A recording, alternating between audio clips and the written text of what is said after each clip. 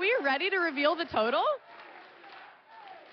We have successfully raised $2,515,720 for PCF. So Awesome Games Done Quick 2024 just wrapped up last week, and if you don't know what that is, even though I'm sure you do if you're watching this video, it's a charity speedrunning event put on by the group Games Done Quick. They do it twice a year, Awesome Games Done Quick and Summer Games Done Quick. This year they raised almost $3 million for the Prevent Cancer Foundation. It's a week-long event where there's just speedrunning 24/7 for 7 straight days. And I wanted to talk about some of my favorite runs from this week and get your opinion on what yours were. So whatever your favorite run was from AGDQ 2024, put it down below and let me know. Now let's get on to my list.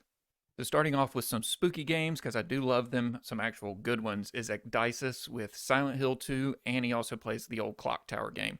Both of these are very fun. I love Silent Hill 2. It's probably one of my favorite horror games of all time. And to see it speedrun the way that it is just super cool.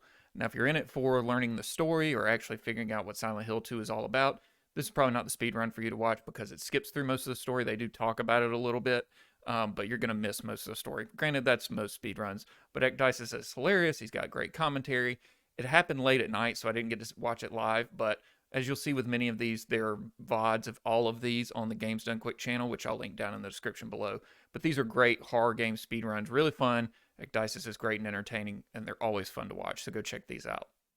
Next up is the Pokemon Crystal Item Randomizer, completely randomized run by Shenanigans and Chrism 360.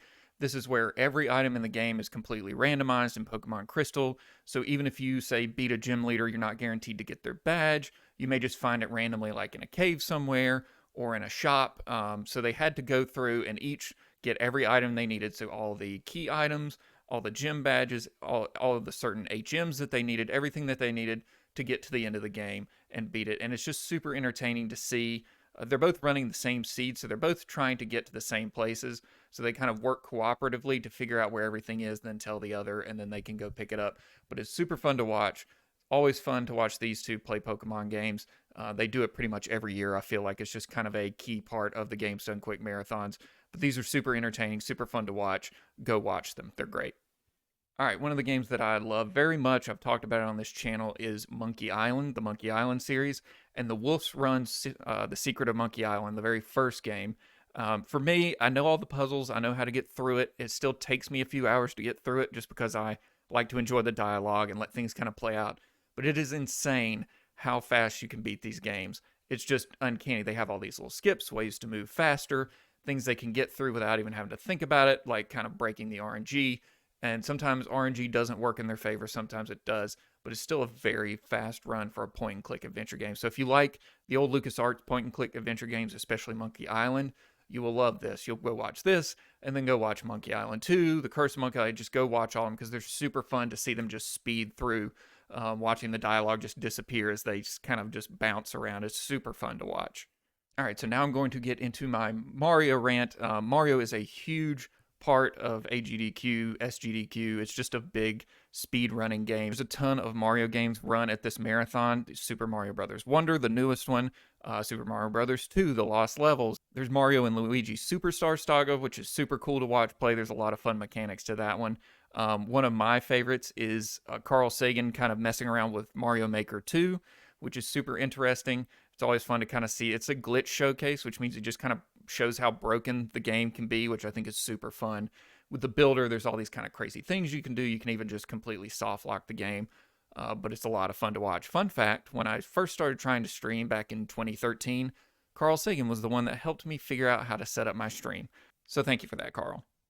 Now, this is getting into the weird and wacky speedruns, and it just kind of curtails off of the Mario franchise. Watching this guy, CRZ, speedrun Super Mario 64 16 star with a drum set. It's insane. Who would have thought that that's a thing? Shout out to my band kids. That's what he was, and that's how he kind of got into this. But he beat Super Mario 64 with 16 stars just playing on a drum set. It's insane. Go watch it. You can't miss it. It's one of those things, they do these throughout the marathon where they're just like, hey, here's this wacky way to play this game. 2 players, 1 controller, something like that. But this is by far, I think, the weirdest way I've ever seen a game completed is by playing it on a drum set. The other fun, interesting way to speedrun is watching a dog speedrun an NES game. That's true. The dog Peanut Butter here, such a good boy. Speedran Gyromite for the NES. Now it didn't look like it's a very complicated game, but then again, a dog is speedrunning it, and he does it so well. He's got this little board here that he can kind of push his paws on that make his character stop or go or hit certain switchers. It's just super cute. He gets lots of treats, and it's just the most adorable thing ever. My dog is currently sleeping in there, not speedrunning, but we're going to work on that as soon as I get done with this video. A third entry in the crazy speedruns is the TaskBot. TaskBot, or tool-assisted speedrun, is where a machine learning kind of helps speedrun video games, and it can do things that are physically like impossible for humans to do. So it's super cool to see. They ran Super Metroid this year, and it's just very fun watch to see a robot, essentially a machine, play through a game like that so fast and make it look so easy. It can do things that we can't do as humans that break the game even more than a regular speedrunner was. So it's super cool to watch. Finally, I think it's important to talk about the final game that is always played at JDQs. It's always kind of been this way, at least for the last few years. They always speedrun a Final Fantasy game. Some years it's 7, sometimes it's 1 year way long ago it was 9, and this year it was 5. One that I'm not too familiar with. I've only played maybe once, and I don't think I ever completed it. But this guy does it in about 2.5 hours, which is super cool. It's a great way to end these marathons, I think. At least for me, I'm a Final Fantasy fanboy, so that's just kind of the way it is. But I love the run. It's super interesting to see long RPGs that would normally take you tens of hours to beat. To have it beaten in only a couple of hours is pretty cool to see. So that was a great way to end the marathon. Thank you for watching this video on the AGDQ marathon and all the cool speedruns that happened this year. Get excited for SGDQ 2024 in probably July. I'm always there for the whole week just to kind of watch and donate. It's most important. It's a charity cause, and they do a lot of good work with this kind of event. So it's really great to see. So again, let me know down in the comments which run was your favorite. You've seen mine. I hope you enjoyed this video. I will see you in the next one. Check the link for all the VODs. I'll see you in the next video. Thanks for watching. Subscribe. I love you. Bye-bye.